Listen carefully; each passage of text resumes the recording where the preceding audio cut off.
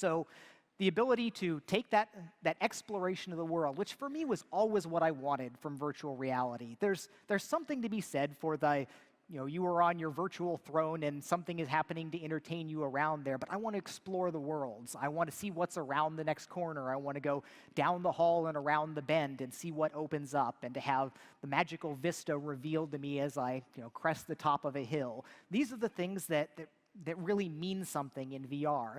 And I think that we can do this with swivel chair gameplay and Gear VR and the wireless play.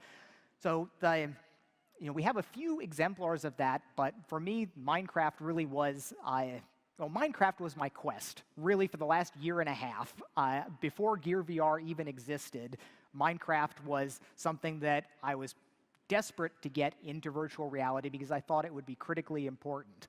One aspect of it was just purely technical, where the story of Minecraft is that it was originally a Java application. That's the high-end SKU, but they developed the Pocket Edition code base as basically a brand new from-scratch C++ implementation that was initially very feature-limited, but it's working to catch up.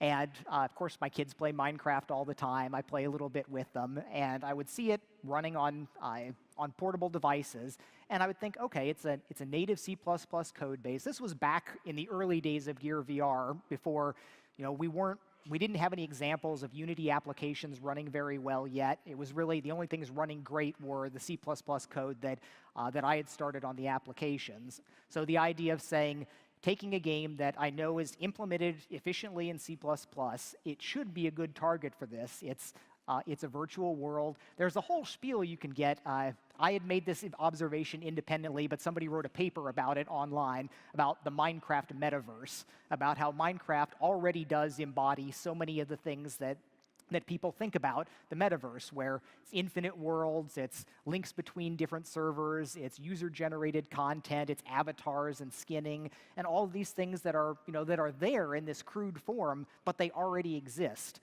And putting that into VR was something that I thought was very, very important and a worthy way to spend a lot of effort on it.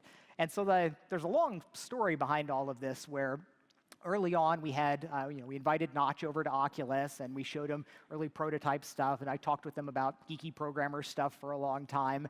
And we're trying to get a situation where we just let us give this a try on this hardware. Let's just see how it works out. We don't have to tell anybody. And if it's great, then we'll see where we can go from there. So when Facebook acquired Oculus, Notch kind of famously blew up about it, and I eventually got over it, and things calmed down a bit. Then there was the Microsoft acquisition. So at that point, I had asked Notch, it's like, well, who should I talk to about this now? I still really, really want to make this happen. And he put me in touch with Tommaso and Jonas at Mojang, and I started pestering them about it. And I would just, drive home this case about, look, we don't want to ask anything from you. Just let us try. Let me try to build this. And if you think it's cool, we'll figure out what we want to do from there. I am so confident that it'll be cool that I'll agree to just about anything here. And they actually gave me they got me GitHub access to, or Git access to their repo for the PE code base, but we signed a contract that our lawyers are like, this is terrible. They own everything you do. We have no recourse. There's no guarantee any of this will happen. John, you're basically working for Microsoft when you're working on this. I'm like, it's okay. We need to get the first thing going with this. So I did start running it up on Gear VR, and one of the things that was a little bit surprising for me is I had thought that the performance of the game was a little bit higher than it actually was, because I had only ever played it with a touchpad, and touch, kind of like a mouse, hides the frame rate a little bit because you never have the completely smooth yaw panning motions when you're just kind of swinging it around. So I felt that it was more 60 frames per second consistently across more things than it turned out it actually was, and performance became one of the really big challenges for it. When you play it with a joypad, and they had built, the thing that gave me a real leg up on this is they had made a version for the Amazon Fire TV that supported the Amazon controller, so they had done most of the legwork of having some kind of a game controller letting you play Minecraft. And I'm hacking around with that, setting it up, and finding that when you actually look at it on a Fire TV, the frame rate is really pretty choppy because it's a lower-end ARM processor. But even on the Note 4, where I did the development work, it would have large ranges of performance, where you could be 60 frames per second in tons of places, but you get into a deep forest canopy or something, and it could chug down pretty significantly from there. So a lot of the challenges were in performance, kind of getting it up to the point where it would run reasonably consistently. I mean, asynchronous time warp helps out a lot in the worst cases. It's better that it doesn't go into juddering when you do miss the frame rate, but it's still important to try to get the performance up as much as possible. The other obvious aspect about Minecraft is that it's made out of these giant nearest sampled aliased pixels, where I talk out. You can get me going about aliasing in virtual reality and how important it is to have much better filtering and control than you have on any conventional 2D game.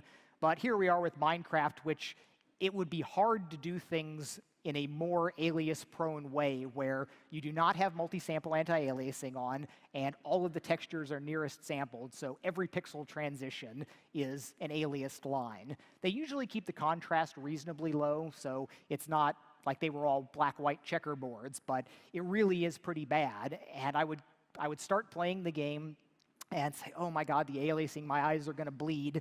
But it was really kind of startling how quickly I just said, okay, I'm in the game and I'm having fun and I've kind of passed that, and it's not bothering me so much. It matters a lot for the first impression, but I definitely played more hours of Minecraft in Gear VR than any other, probably all the other Gear VR games that I've played put together, everything short of the video experiences. So I've logged a lot of hours in it, and I still want to fix all of those things. I've been going back and forth with some of their engineers about strategies that we could take to fix that. What do we need to do? We need to kind of add borders and gutters between the textures so that you can enable multi-sample anti-aliasing. You need to have them scaled up so you can still have the traditional blocky look while still filtering between the pixels. These are all things that, that can be fixed, but it turns out that I wouldn't say that they're at all necessary for an initial release of something, because I have an immense amount of fun playing the game like that, even as it was. So the number one challenge really was, first, getting the frame rate good enough, making sure that the head tracking works right, getting the fundamentals of VR working.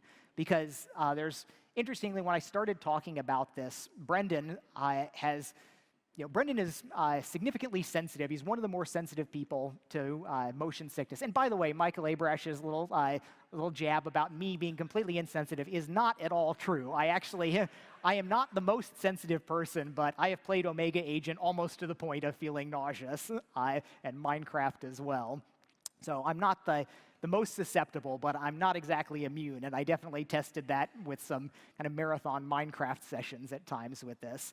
But Brendan, of course, is super sensitive, and he had a bad experience early on where there was the modded Minecraft version that ran on DK1, and he had tried that and almost immediately got very, very ill from it. So when he was hearing that I'm working on Minecraft, that this is going to be really important for me and for everything here, he was not super enthusiastic about this. We have been messaging about comfort all the time at Oculus, and I've been kind of waving the flag about, well, value's important even if it's not perfect comfort. But I had my Minecraft on my Gear VR, and of course the magic of Gear VR is it's just in your backpack and you pull it out. At one of our executive retreats, I was like, okay, I was showing it to a few people, set them down in the swivel chair, let them move around and play, and Palmer played for a while, and then, Brendan, let's give it a try. Sit him down in the chair, and he's just very trepidatious, gets it on, slowly looks a little bit, and he moves around, and I show him how to fly around and hit some bricks. And he's playing for a while, and everybody else outside is kind of watching. We're kind of looking at our watches, or the phones, checking the time, and we're like whispering, Brendan's been in there for 20 minutes.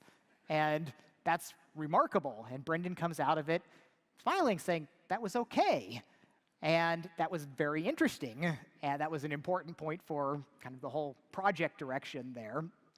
After a while, Brendan was like, I guess I should try it when I haven't had 3 glasses of wine after the meeting here to see if there's any correlation between any of that. But it's still not something where he's going to be the one bounding up and down hills. But it was a good enough experience that it's not an insta-sick, I put on the headset and here is a lousy PR moment for Oculus sort of thing. And it continued on working the optimizations. The most important thing that this was another kind of funny internal Oculus bit where the performance was really not good enough to consistently be running